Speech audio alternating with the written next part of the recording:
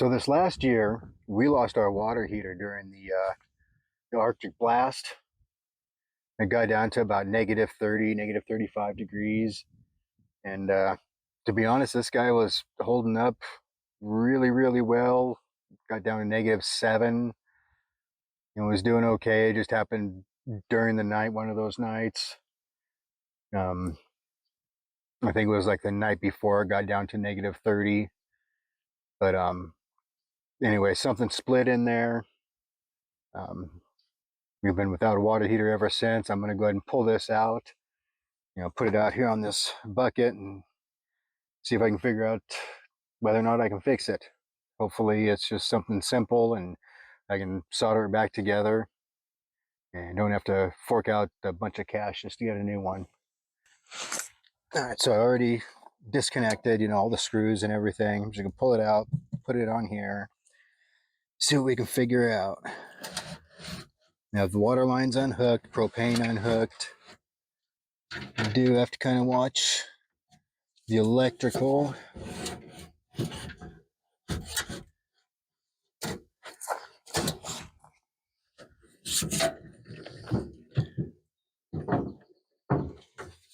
Okay, you gonna stay? Yeah, you're gonna stay.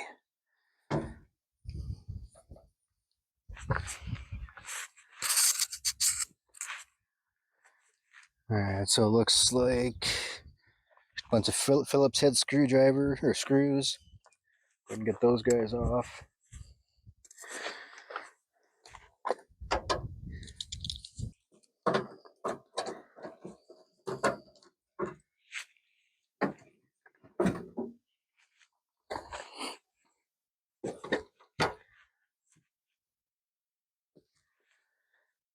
Alright, went ahead and took the door off. See how easily this can come off. Okay. There you go. And there, my friends, is the inner workings of a tankless water heater. You have the chamber inside here, which heats up. You have water, which circulates through these pipes. And I see two splits here. A split there. Doesn't look like it's split anywhere else.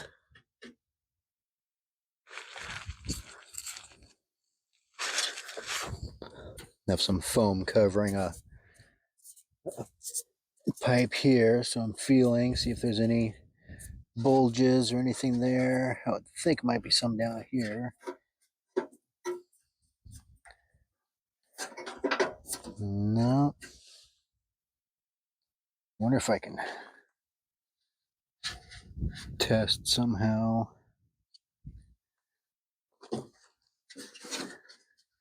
Cover up all these holes and blow through this.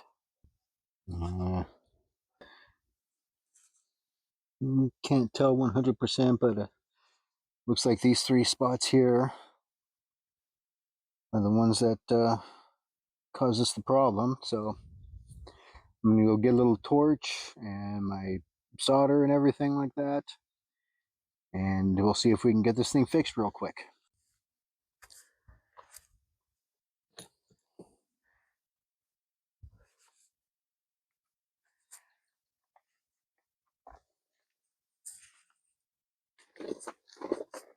All of you get to witness my first time soldering up pipe. My first time doing this, and also my first time using this torch. I bought it from a website called AliExpress. I can't remember the brand name right now, but I can link it up in the description when I finish this and get it done. But the cool thing about this is there's the handle and there's the tank. You get to have them separate. Don't have to worry about moving everything around. I'll turn the valve on the tank.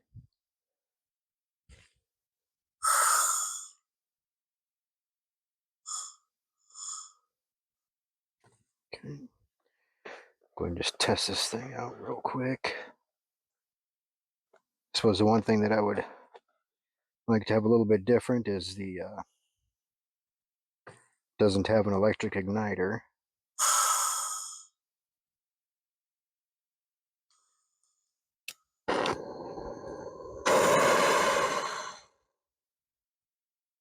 And have it on low. You don't see the flame right here, but you have this trigger here.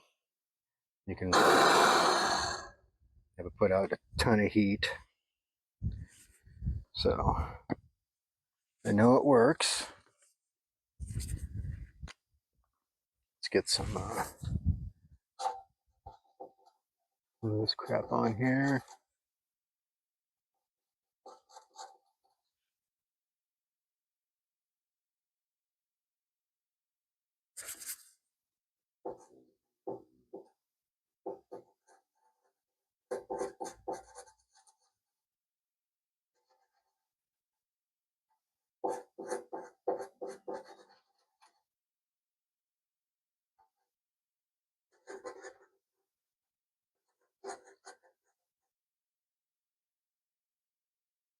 You know, ideally, you'd probably want the brush on flux. We'll see how well this works. Very touchy trigger knob on this thing. All right, let's see what we can do here.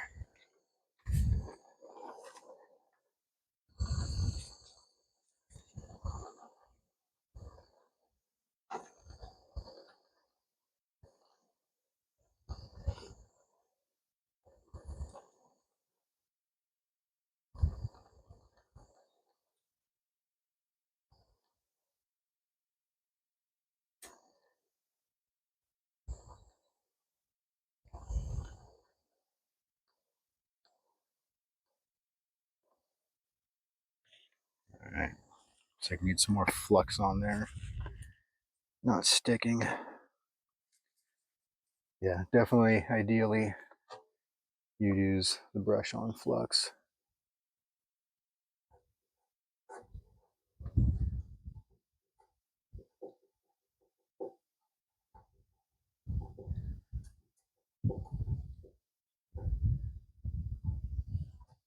May go grab my other solder too, just cause.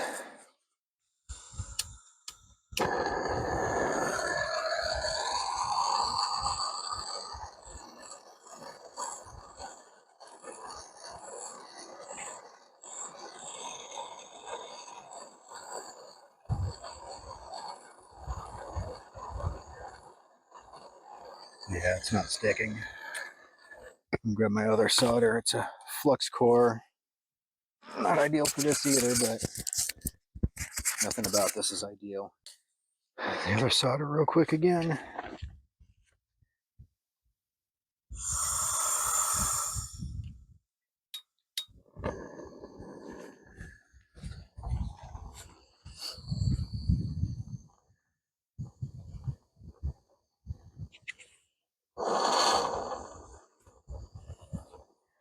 Definitely a touchy knob on this thing.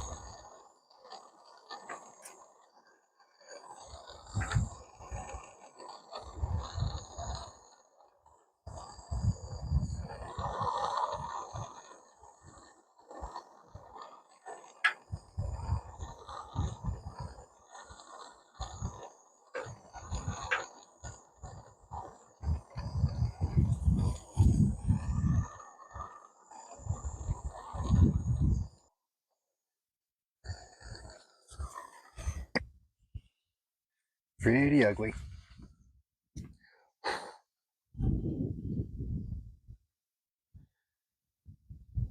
Who knows if it'll hold, but let's go for the next one. All right, so hopefully I got it good enough. I'm gonna go tackle this other side, then we'll get some water to it. All right, so I got some water hooked up. I moved the camera back and zoomed in, because the last thing we want is the camera slash phone to get sprayed on, just in case. I have pressure going to the inlet. I just have this hose on the outlet. In order to build pressure, I'll just kink it, because I don't have any other way to like cut off the supply. So when I first turn this on, there'll be water coming out of here, which is fine if you see that. But let's go ahead and see what happens. Now all I'm worried about is this thing, building pressure and holding it. Not worried about it firing up, which I may end up like flipping the switch or something like that. I'll go turn it off for now. Move the solder away. I'll go turn on the pump.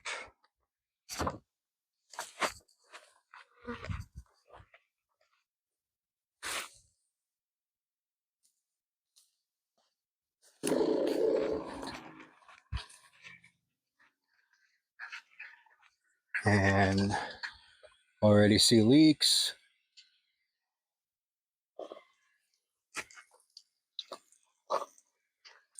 So little bits coming out, not a whole lot.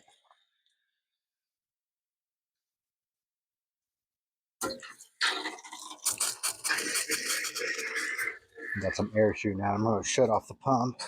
To be perfectly honest, that did better than I thought it would. So I'm going to go ahead and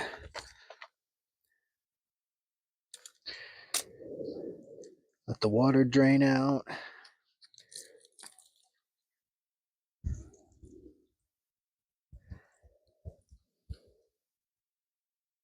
And I'll get to working on this a little bit more and get back to you. Showed you the most important parts. And there we go. It's good as new. In fact, it yeah, looks pretty new. Did a really good job there.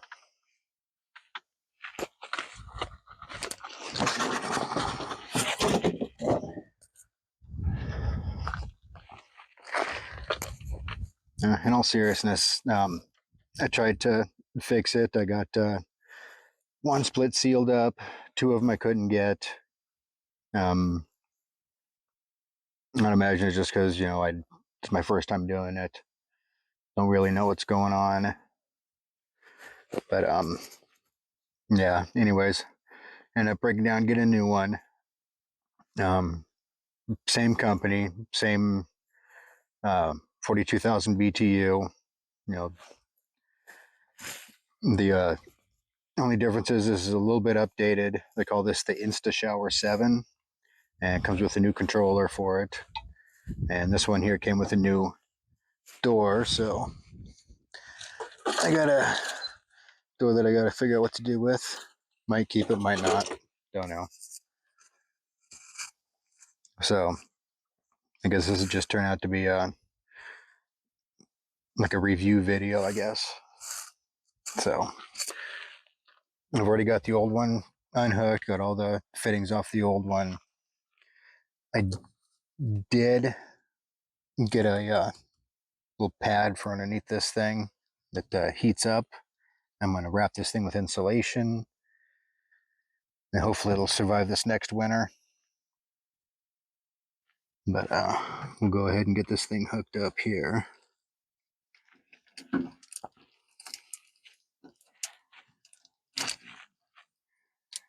And got 4 wires just like the last one. These 2 wires, they're just blue. There's no positive and negative. You just hook them up and they go right to the controller.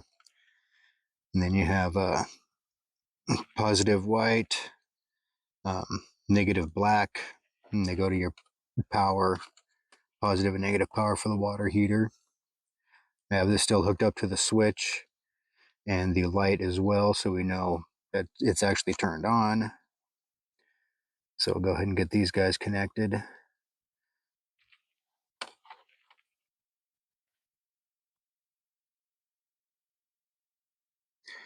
And you have the water inlet down here. Outlet's the top one. So like I said, I went ahead and already pulled off the fittings off the other one. So again, put on this guy. You never want to forget your pressure release valve.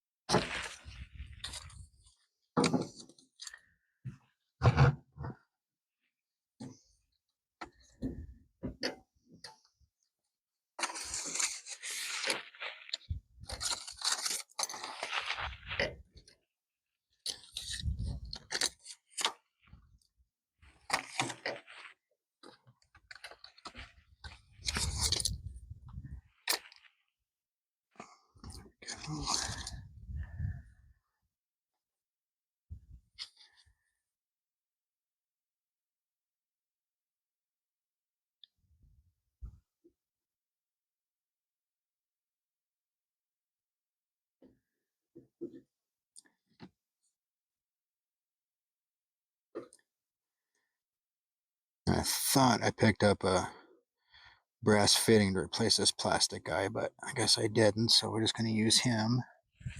If I can get one between now and when I finish this guy. So I probably won't actually finish him today. And then I'll replace it.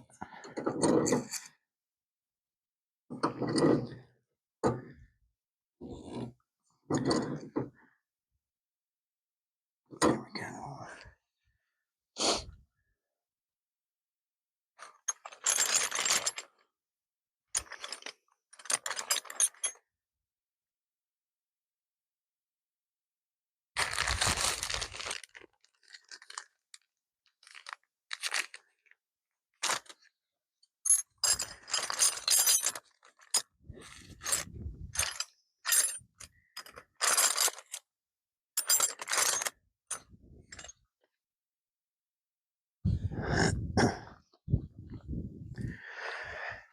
All right.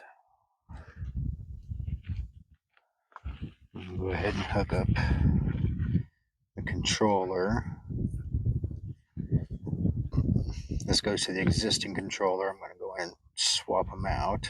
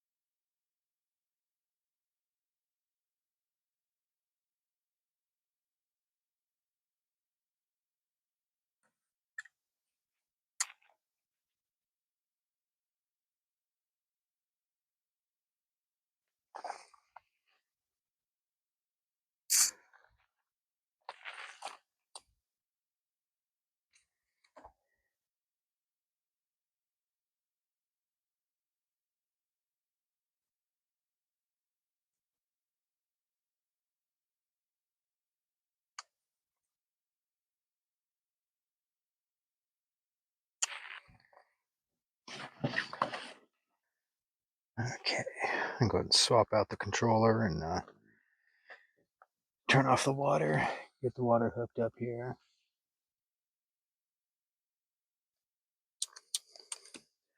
All right, now get to go ahead and disconnect the water lines here. Figure out which one is the pressure. So I'll do this, turn on the water for just a second, and then come back out. Hopefully be able to see.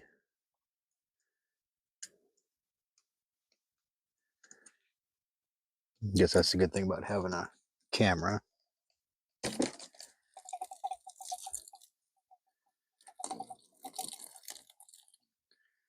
All right, so I got that one there, this one here. Make sure I can see it in the camera. Okay, so that one and that one. Turn it on for a second and then be able to see.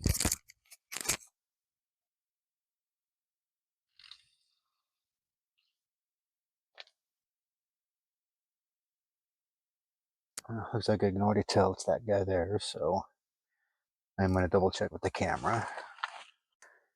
Okay, exactly as I thought. This guy right here.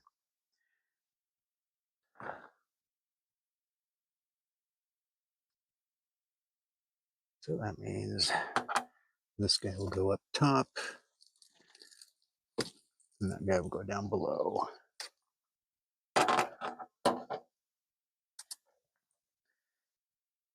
Just going to go ahead and cut off this hose down here as well.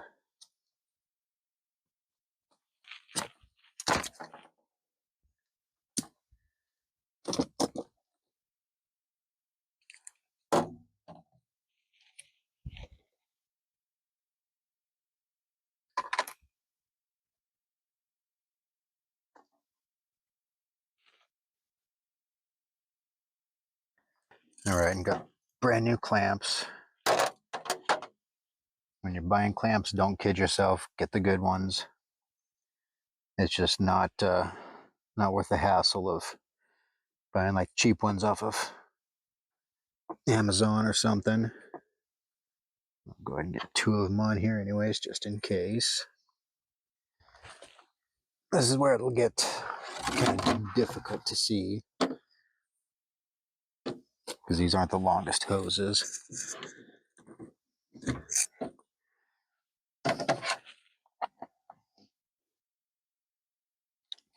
So I got those guys hooked up. I'm going to turn on the water for a few seconds, come back out and see if we have any leaks. Cross our fingers we don't the first time. Go ahead and tighten up the top one just a little bit more.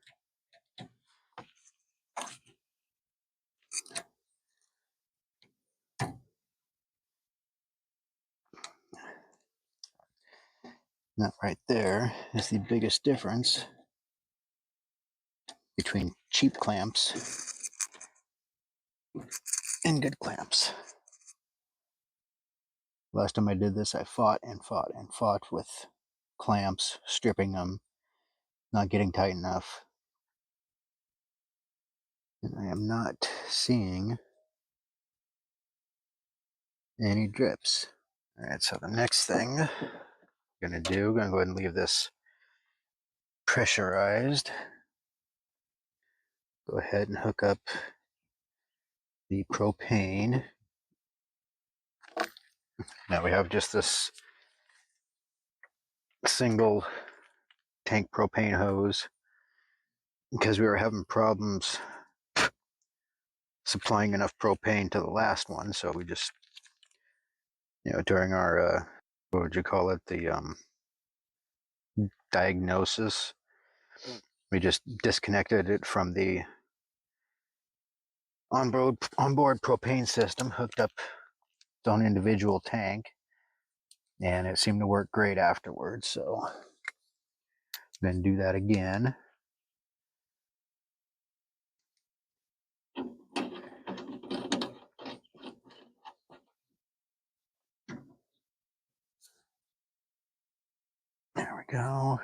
that too tight and actually deform it.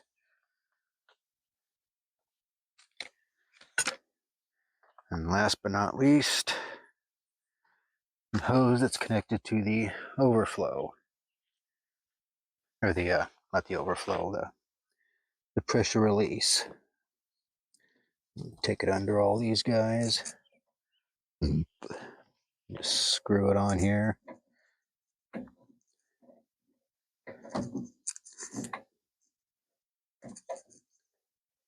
And actually, I'm going to put some pipe dope on here. Because the last thing we want is for this thing to vent underneath the bed.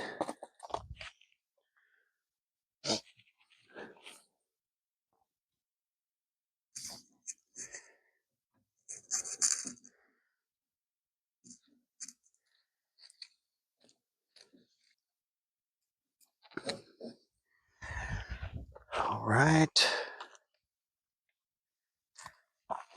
Open this guy up. And just to make sure we can get this in here and not hurt anything. This is pretty much, well, should probably start it up first. Got a switch in here. Turn it on.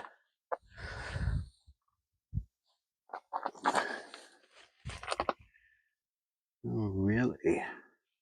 I gotta look, this big red knob here.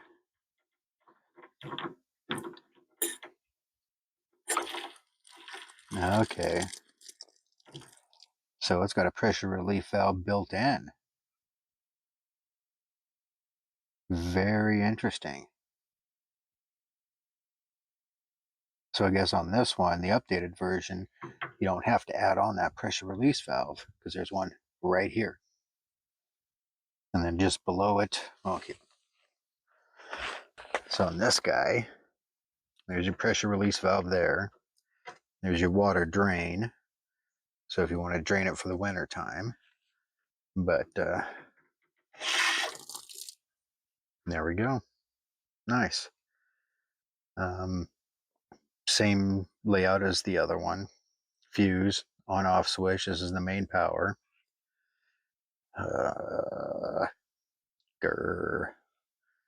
That's where the splits were. Two of the splits were over there. One was back on that side. Anyways, I'll go ahead and get a propane tank, fire this thing up, and we shall see if everything works.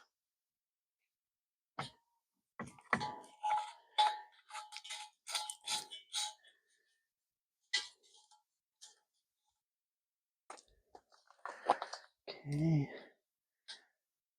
Slowly turn the propane on. This has one of those like emergency shut-off valves. If you don't let the pressure in slow enough, it will click. And we're good. Pressure gauge reads full. All right, so I'm gonna go fire this thing up and see what happens.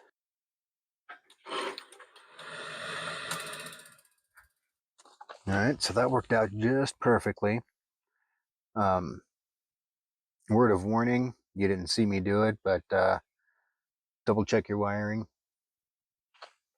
I ended up hooking the positive and negative backwards, even though there's this bright yellow tag here. Somehow I read positive and negative backwards. Positive is black, negative is white. Kind of like on a house, that's hot, that's neutral. So for now, this is going to be pretty much where it sits. Time to go in and make some dinner. We'll be back to go ahead and insulate this. But for now, we're just going to get it shoved in there so we can actually have, an actual shower for the first time in a couple of months. Actually, let's see here. It came through February. It's almost July 1st. So February, March, April, May, June. 4 months. 4 months cleaning up with the bucket. We'll go ahead and got this foam. So I'm going to go ahead and put it around the edge where it goes. I will most likely not be securing this to the camper itself, just in case we decide that we're going to be taking it out for the winter. I'm hoping we don't. And we'll test out the heating systems once it gets cold and everything. But I'll go ahead and do this.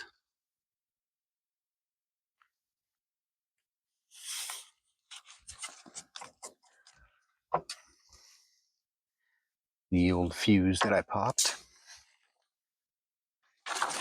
And go ahead and do this side over here.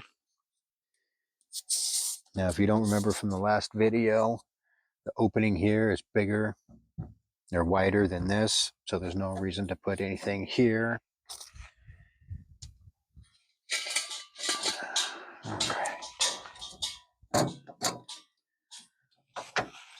Get all this tucked back in here.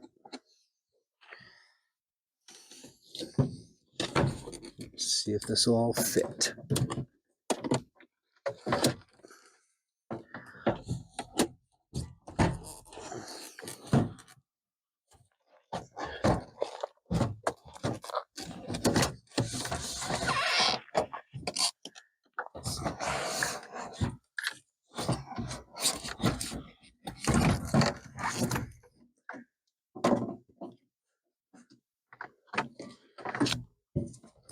All right, see if this will all fit.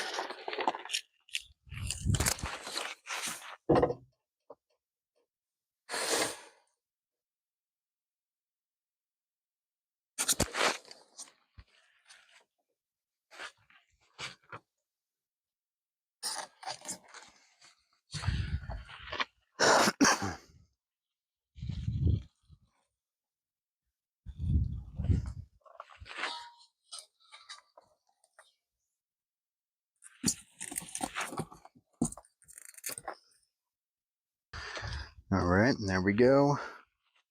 Leaving all this out. This will be covered up with, there we go. This will be covered up with some framing. I'm going to be framing in this whole wall, the whole camper actually, putting insulation in. So this will be closed down. That's the pressure relief valve, propane, and then the heating pad.